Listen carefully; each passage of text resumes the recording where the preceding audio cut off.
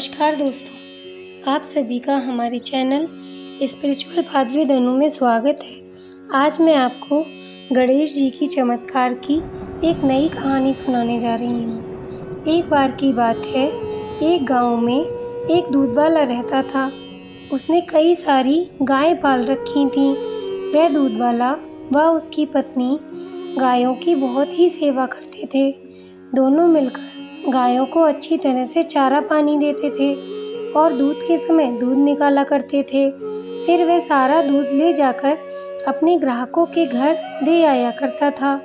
वह बिना पानी मिला दूध ही बेचा करता था, इसलिए उसके ग्राहक किसी और दूध वाले से दूध नहीं लेते थे। उसकी पत्नी और वह दोनों गणेश भगवान में बहुत आस्था थी। हर कार्य शुरू करने से पहले गणेश जी की पूजा अवश्य किया करते थे और भोजन करने से पहले गणेश जी को भोग लगाते थे, फिर खुद भोजन करते थे। गणेश जी की कृपा से उनका जीवन अच्छा चल रहा था।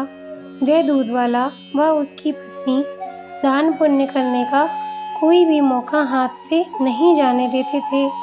एक दिन की बात है, एक भूखी कुतिया अपने 3 पिल्लों के साथ उस दूध वाले के घर में घुस आई। उसी समय वे दोनों पति पत्नी खाना खा रहे थे। कुतिया कूकू करके कुछ खाने को मांगने लगी तो उसने अपनी पत्नी से कहा, लगता है इस कुतिया व इसके पिल्लों को भूख लगी है, इनको कुछ खाने को दे दो। उसकी पत्नी ने कहा, घर में और फालतू खाना नहीं है, बस यही खाना है जो हमारे सामने है। इस पर उस दूध वाले ने कहा, तो इन्हें यही खाना दे दो, हम एक समय खाना नहीं खाएंगे तो कोई फर्क नहीं पड़ेगा। फिर उसकी पत्नी ने दोनों का भोजन कुतिया व उसके पिल्लों को खिला दिया। कुतिया व उसके पिल्ले अच्छी तरह खाना खा लेते हैं। एक दिन वह दूध वाला दूध देने जा रहा होता है कि अचानक से उसका पैर एक केले के छिलके पर पड़ जाता है और उसका पाँव फिसलकर वह गिर जाता है। उसका सारा दूध फैल जाता है व उसके कूल्हे की हड्डी भी टूट जाती है। फिर वह गांव के कुछ लोग आ जाते हैं। वह उस दूध वाले को उसके घर पर छोड़ आते हैं। वह कुछ दिनों के लिए चल फिर नहीं सकता था, इसलिए उसने अपने रिश्तेदार काजू को बुलाकर उससे अपना सारा दूध बेचकर आने की बात करता है। काजू बहुत लालची व बेईमान था। वह दूध में पानी मिलाकर बेचा करता था। काजू ने उससे कहा, मैं तुम्हारा सारा दूध बेच आया करूँगा, तुम चिंता मत करो, पर उसके बदले में मुझे रोज़ 100 रुपये दे दिया करना। बोलो शर्त मंजूर है ना?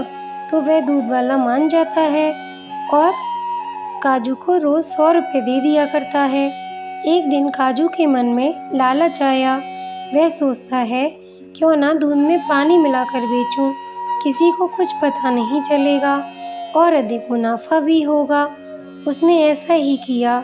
कुछ दिनों बाद ग्राहकों की शिकायत आने लगी कि दूध बहुत पतला आ रहा है। काजू की सभी ग्राहकों से दिन पर दिन शिकायत आने लगी। कुछ दिनों बाद गणेश महोत्सव आया। वह दूध वाला पहले हर गणेश महोत्सव पर गायों को दूध फ्री पहुंचाया करता था। उस दूध से ही खीर बनती थी। इस बार उस दूध वाले ने अपनी पत्नी से गणेश मंदिर पर दूध भिजवाने के लिए कहा। उसकी पत्नी ने कहा, मैं इतना सारा दूध अकेले नहीं ले जा सकती, पर मैं काजू भैया के हाथों दूध मंदिर भिजवा दूंगी। काजू के मन में फिर से लालच आ जाता है। काजू आधा दूध अपने घर पर रख लेता है और आधे दूध में पानी मिलाकर दूध मंदिर में पुजारी को दे आता है और मंदिर से दूध के रुपए भी ले आता है और काजू रुपए लेकर घर चला जाता है। इस बार मंदिर की खीर में पहले जैसा स्वाद नहीं आता है।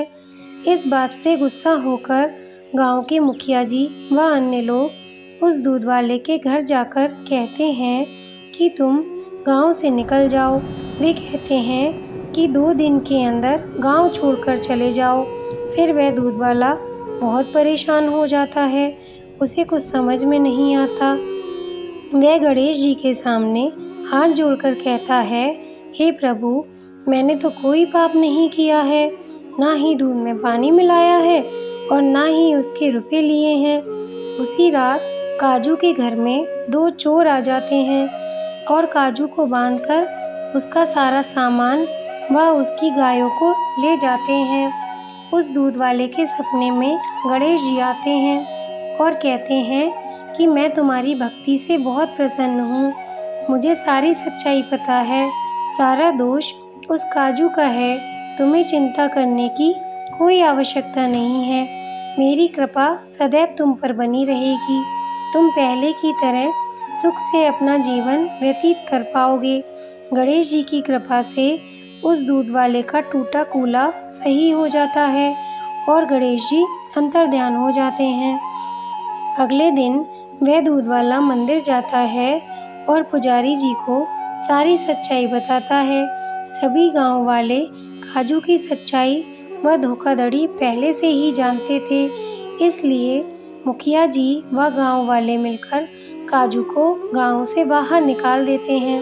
हे गणेश जी महाराज, जैसे आपने उस दूध वाले पर अपनी कृपा करी, उसी तरह सब पर कृपा करना, सभी की लाज रखना, कहानी सुनने व सुनाने वाला सब पर कृपा करना।